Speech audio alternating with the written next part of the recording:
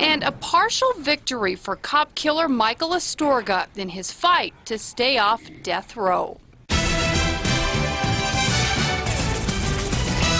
Good afternoon, I'm Kim Baez. New DNA evidence will be allowed during the sentencing phase of convicted cop killer Michael Astorga. That from the state Supreme Court today. But Astorga didn't get what he really wanted. News 13's Diana Salceda is in the Newsplex to explain. Kim, there were two things Astorga's attorney Gary Mitchell was vying for with the state Supreme Court. One, Mitchell wanted the Supreme Court to pull the death penalty off the table altogether for Michael Astorga. The justices rejected that. The death penalty ban only applies to murders committed after the repeal that went into effect in 2009. Astorga killed Bernalillo County Sheriff's Deputy James McGrain Jr. during a traffic stop in Tijeras in 2006. The state justices ruled that Mitchell cannot call in experts or legislators to testify about our repeal here in New Mexico, and the jury could still consider the death penalty. Now, the second item.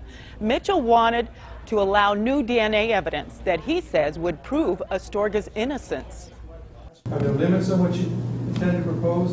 Can you be specific on what you intend to propose? Yes, I intend to propose evidence of innocence based upon new DNA studies, based upon scientific evidence that we have, and based upon additional alibi witnesses that we learned of. The justices ruled that Mitchell could in fact present the new DNA evidence as long as the defense doesn't change its theory concerning Astorga's innocence.